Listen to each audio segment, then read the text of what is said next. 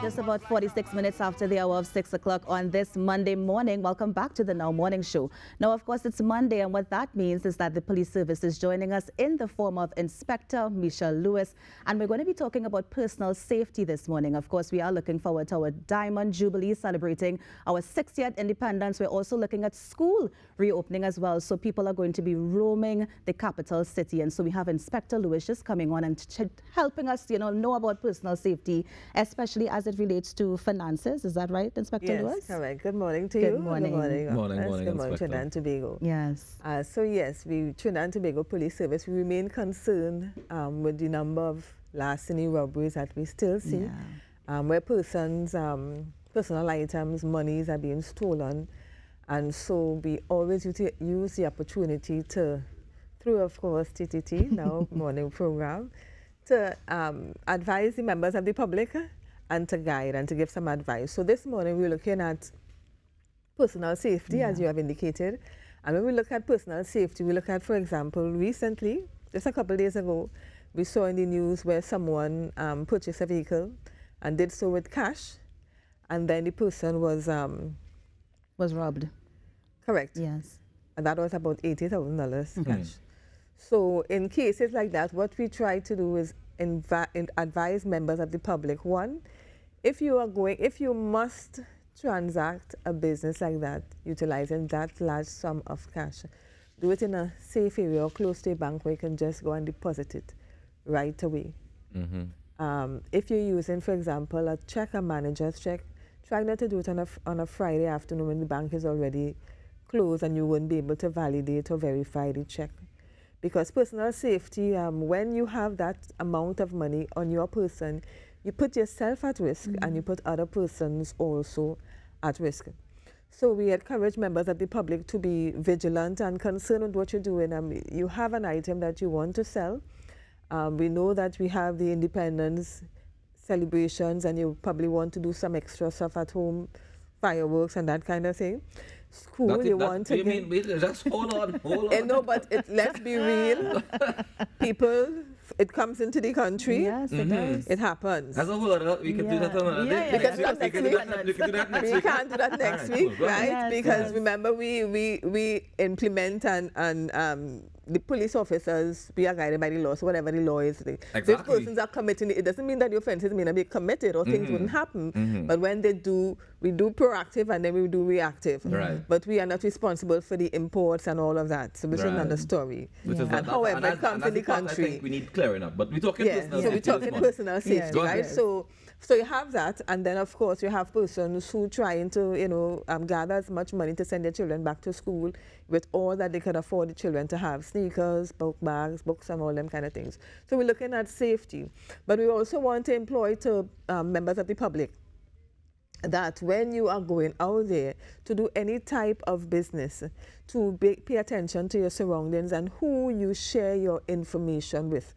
Because you may be telling somebody, I'm going to sell my vehicle, I'm going to do something, or you're going to purchase something, and you have with you a large sum of money. And of course, you become a target because, not everybody that you smile with is a friend, right? And so... Talking the things on a Monday boy. But it's truth, It's the truth. Yeah. It's the truth. And not all skin teeth smile. And so, but we really want to see less activities in relation to crime and, a greater level of responsibility from members of the public. But Inspector, I also want to ask, so we're talking about the people who are walking around with the large sums of money who are doing the transactions, but how do you protect yourself? Let's say, for example, if you're leaving the bank with that large sum of money, is there any way to prevent yourself from someone following you out of the bank and even trailing you to rob you? Okay, so in the first instance, wherever possible, and you can do your transactions without using actual cash. Let's say you can do a transfer of some kind, online or otherwise. That would be the first point of call to do so, right? But of course, for example, if you're doing some work at home and your workers you have to pay your workers. You have to pay your workers. So you have to be discreet in the way that you do it, when you go there and that kind of thing. Try to take someone with you when you're doing that kind of transaction, as well as have a vehicle waiting for you. So that go with somebody who you trust, who's very trustworthy, and have a vehicle there already waiting for you to pick you up so that you don't have to go, grapple with the vehicle keys, and lose your focus, or travel. And of course, go and treat with it, right away. In the shortest possible time, so that you don't have that lingering in your home and the persons know that you have it in your home, and that kind of thing. You see, where crime is, there's something that we call a crime triangle. Right. And so where you have the opportunity, the ability, and the desire, these are the things that criminals pounce on or look for. So if there's one, the desire by the criminal element, someone to commit an offense, if that exists, that is one aspect. If the opportunity, meaning that there is, they see the opportunity, somebody now come out the bank, they were in the bank or they were right outside and they see you outside checking your money, even from the fast service machine. Or you went to a store and you purchased something and you're fixing back your change, but in your wallet, we've seen a couple $100 right there. That's an opportunity. And then the ability, meaning that the person has the mind to commit the offense. Right? So if, for example, any one of those three are not in the triangle, the offense wouldn't happen. Now, on the part of the crime, the criminal, the person with the criminal intent, sometimes they have no control over that. But what we do have control over is the opportunity. And if you as a member of the public do not present the opportunity to cause that triangle to happen, then it will not happen. So you have a responsibility to ensure that that opportunity for the crime to happen doesn't happen. I've seen situations, Inspector, where, I saw a young lady just walking through town. She's walking with her bag on her shoulders. She is focused, going about her business, and then a young man just walking past, who just like the rest of the people on the street, and all of a sudden he grabbed the bag and run. Like, I didn't see the triangle, you know what I mean? Like, she is going about her business, taking care of her personal safety, walking on her mission, and then this person with their criminal intent, no opportunity, or the opportunity was just that she was in town. So does that mean then that we stay away from public areas? Yeah. Well, the opportunity, so she was there minding her business. Focus on going where she's going. Focus on going where she's going. Perhaps, I mean, some things you can avoid, and then some things it just happens. And that's what I mean. So it's not always the triangle, is it? Well, no, there is a triangle. Yeah, but you're not always in control of the opportunity. You are not always. So, for example, the triangle is happening, right? The triangle. And so you may not be aware of your surroundings.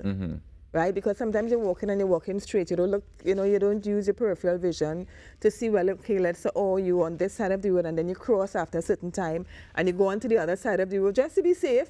You're still going about where you have to go, so that, you kind of, delay or cause opportunity that could happen not to happen. So those are some of the things that we really want to encourage persons. Once the opportunity is not there, you find that the offense cannot happen. So you have what we call robbery, and then larceny, and then you have what we call robbery. And robbery would be the offense where, for example, fear is instilled with the person, some kind of weapon is used, or 2 or 3 persons to commit the offense. So therefore, the classification of the offense for us changes. Where, for example, let me say just, like you said, the lady walking and the person just grabbed the bag, that was just probably a larceny from the person. But for example, let me say that she became fearful for her life or something like that, pointed a weapon or something, then it would change. Yeah, and because it changes from larceny to robbery, there's a more serious offense? Well, there is larceny, motor vehicle, which is a serious offense, because the cost of the motor vehicle. So it's not necessarily the cost, but really the classification of the offense. But how often, what is the detection rate like in things like larceny and robbery and those sorts of offenses? So what we utilize in the police service is the CAPA, which is the crime and problem analysis. And when when offenses take place, so we encourage persons to make the report, right? So when the reports are made and we get a description of the persons, we punch it into the system. And so even though at the point in time, it may not be that the police get the person at that point in time, because we would have had in the database the description of the person. When we do pick up that person and they fit the profile, sometimes they are charged for a series of robberies that they would have committed over a period of time that they would have, so that, even those, and then at that time, of course, the investigators will call in the victims and the matters would. So sometimes it is not immediate, but once reports are made and the data is there, Yeah. So what happens in a case where like a motor vehicle is stolen, but I'm not by it? So like that's been my experience, right? I went into the mall and I came back outside and my car wasn't there. Right. So I can't describe to you who the person is that took my car. I can't No, you describe those can't. things, so we can't add it to the database. How do we go about solving that? Right, so so for example, let's say utilize you were in the mall, perhaps there are some cameras there. If it is that they were not in the mall or wherever you were, along the streets in Trinidad and Tobago, the police service has some cameras. So you give a description of your motor vehicle, and at some point in checking, which we do, check the cameras to see the direction that the vehicle would have gone to. Some persons have GPS in their vehicle, tracking devices, and that would also assist in the recovery sooner rather than later, because they really want it recovered before it is scrapped. Because most times, you know, what happens is that they park the vehicle at a particular spot for a period of time, leave it there for a while, and then scrap it. So the intent of the police is always to get there before that act takes place. And so the markings on your vehicle, you put in markings, different type of markings on your windscreen and the internal parts of the vehicle to be able to identify it is crucial. So you're saying that we need to put markings on the internal parts of our vehicle? Yes, you do. Yes, you do. I have a question. As we're talking about the motor vehicle larceny and we're talking about the detection rate, how many of those vehicles are returned to the owner?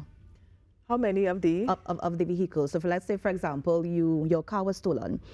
Does the police service know how many times, or was the data to support that the vehicle is actually found and returned to the owner? We do have the data. I just don't have it on me to be able to sing. But I just want to bring back something that you mentioned in relation to the marking of vehicles, the marking of items, right? Yeah. My son had won a bicycle in a competition, I think Colgate or one of those had some years ago. And my brother told him to put markings on it. So he did, in fact, put markings on the frame of the vehicle. And the bicycle was stolen from our yard. Our yard wasn't fenced as yet, and it was stolen from the yard. And the officers, it was a remote CID at the time, Officers Oliveri, and I remember them well, though I don't work. And when they brought back in the bicycle, my son was able to point out, and I didn't even know that he had put the markings on. I was a police officer. He was able to point out where he had, and he was about 8 years old at the time. And he was able to point out the markings on that bicycle. And of course, there was, you know, successful completion to the matter. So, and surprisingly at that time, it was someone that he went to school with. Who stole his Most bicycle? times it's with somebody close to you. Who stole his bicycle? Wow. Yeah, okay. You know, so I'm just saying the importance of the markings on the vehicle, even from small, to let your children know. Isn't there some, you can inform me and correct me if I'm wrong here, but isn't there laws against marking certain things on your vehicle or certain sizes or something like that, like decals and things like that? I'm not aware of that. No, so we could just do whatever we want to the cars. Yeah. You just put in, you put whatever you want. Whatever markings you It's want. your vehicle, you want it. I hope licensing feel the same way. No, we're not talking about with the registration number plate, you know. Right. We're talking about the internal aspect of a vehicle, like you put in, you know, you inscribing something inside the vehicle. When the you say metal inside, you mean like the seats and the dashboard and stuff? Right, inside, and a The place engine, where, yeah. remember the engine, the chassis number and this, but remember sometimes they scratch off. The chassis right, numbers, so yeah. but you know, so you have to put it cleverly because you don't want, They to see it and scratch it off Exactly. themselves. Yeah, okay. Now, as we are continuing with the personal safety, Inspector, how do we also keep our children safe if we're bringing our children shopping with us, or even when we're bringing them out for Independence Night? Right, so for your children, for example, especially when the children are younger, ensure that the children in the first instance know your name, and not just mommy and daddy, but they know your actual name and your contact numbers, and likewise for other relatives. Yeah. And when the children are of a younger age, you can put within their clothing their name and some information, not on the outside of them they could see, but on the inside, so that if they are lost from you, unfortunately, then they have some information that they are able to share with us. Yeah. Do not take a lot of children with you if you know you cannot manage a lot of children. So about 3 or 4 children is sufficient for you, depending on the age, to take out, right? And of course, ensure that they keep themselves in close proximity. So if you're on your cell phone and that kind of thing, know that you have some children around you and you cannot be engaged on your phone for an extended period of time and be so enthroned in that conversation that you forget that you have some children with you. And especially if you're in a public place like the Independence Parade or anything like that. Right. Yeah. So we really want you all to come out to the Independence Parade. It has been 2 years or while, but so we want to see the children out, we want to see the parents out, and we really want persons to come into Port of Spain and enjoy the parades. Is there going to be an increase in patrols around this time? Like, is there going to be a lot more foot patrols? Of course, and based on what our commissioner said last week, where we have called out 60 police officers, you will see that increase in police when you will see also I've seen it already. And mobile. I was in Port of Spain the other day and I was like, but there's every corner have a police. What's going on in town today? And I realized they were just patrolling. Yes. Yeah. And I am seeing it even in the area where I live, which is not in the city we call country. We are called country, she said. I like what she does branded general. So general. What do you call country now? That could be anywhere, but it's country. And I am seeing the visibility of the police, so all right, we are seeing that. I mean, I thank you for your continued service and thank you for sharing information with us every Monday as you've been doing. And next week we can talk about fireworks. Certainly, like next week, and next week also the Women Police celebrate 67 years. So congratulations to the team. Nice. I'm going to play a spoiler for you. Sure. So thank you once again for having Trinidad and Tobago Police Service here. Always a pleasure to be here. Thank you so much, Inspector. All right, guys, we take a quick break and we come back with more inside the Now Morning Show. Stay tuned. It's Monday. Thank you so much, Inspector. Welcome, sir. But nowadays and so I am all shocked.